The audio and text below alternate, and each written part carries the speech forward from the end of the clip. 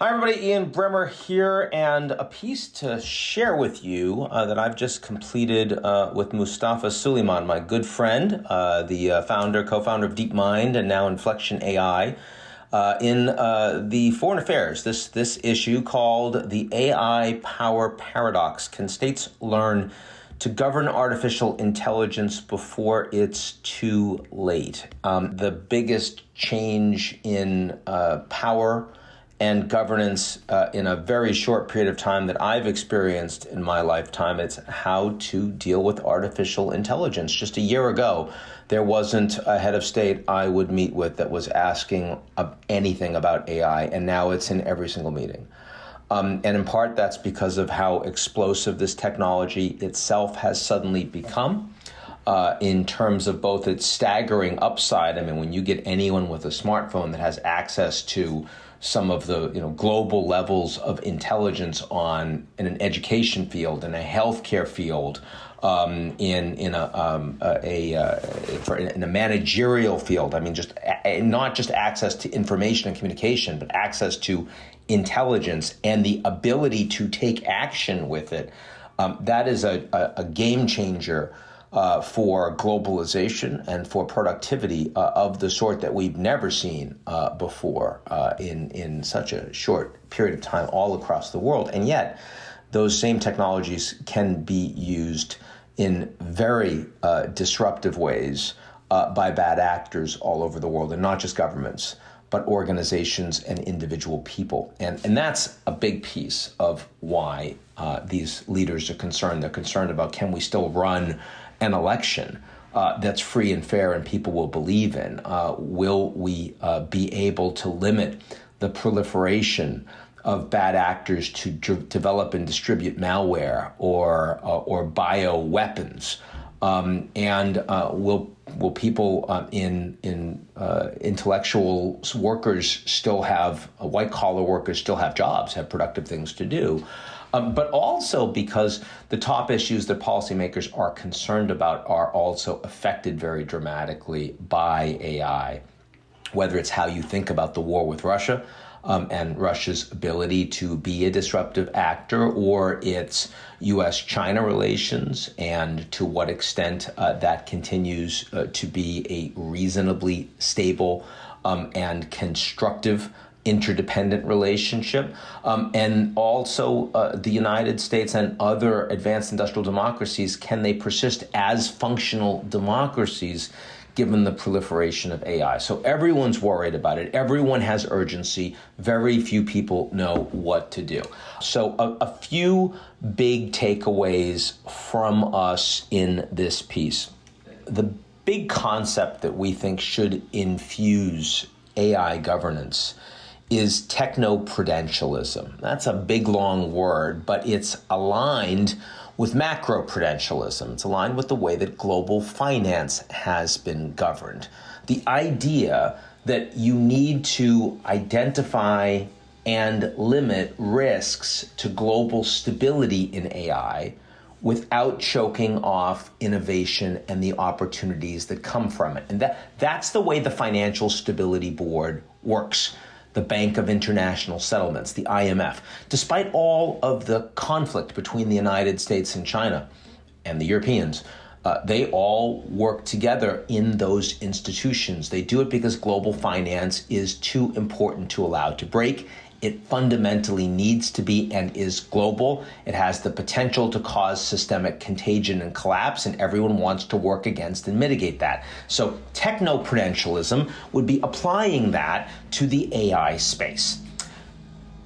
With that as a backdrop, we see 5 principles that should direct AI governance. So when you're thinking about governing AI, that you want to keep these principles in mind. Number 1, the precautionary principle: do no harm. Obvious in the medical field, it needs to be obvious in the AI field. So incredibly suffuse with opportunities for global growth, but also enormously dangerous. Caution has to be in place, because tinkering with these institutions, creating capabilities for regulation can be incredibly dangerous and also can cut off incredible innovation. So that level of humility, as we think about governing a completely new set of technologies that will change very, very quickly, should be number one. Number two, agile. Because these technologies are changing so quickly, the institutions and the architecture that you create need to themselves be very flexible. They need to be able to adapt and course correct as AI itself evolves and improves. Usually we put architecture together and it's meant to be as strong and stable as humanly possible, that nothing could break it. And that also means it usually can't change very much, whether you talk about the Security Council of the United Nations or NATO or the European Union. Not the way you need to think about AI governance. Inclusive. It needs to be a hybrid system. Technology companies are the dominant actors in artificial intelligence. They exert fundamental sovereignty, what I call a techno-polar order. And we believe that any institutions that govern AI will have to have both technology companies and governments at the table. That doesn't mean tech companies get equal votes, but they're going to have to be directly and mutually involved in governance, because the governments don't have the expertise, they don't understand what these algorithms do, and they're not driving the future. Impermeable. They have to be global. You can't have slippage when you're talking about technologies that, if individual actors have their hands on it and can use it for whatever purposes, that it's incredibly dangerous. They can't be fragmented institutions. They can't be institutions that allow some percentage of AI companies and developers to not be a part of it. They'll have to be easy in and very hard out for the architecture that's created. And then finally, targeted. This is not one size fits all. AI ends up impacting every sector of the global economy, and there will be very, very different types of institutions for different needs that will need to be created. So if those are the principles of AI governance, what kind of institutions do we need? The first, like we have through the United Nations on climate change, the Intergovernmental Panel on Climate Change, we need that for artificial intelligence. We need that with the kind of models, the data, the training models that are being done, the algorithms that are being developed and deployed, that you need to have all of the actors in one space that are sharing the same set of facts, which we don't have right now. Everyone's touching different pieces of the elephant. So an intergovernmental panel on artificial intelligence.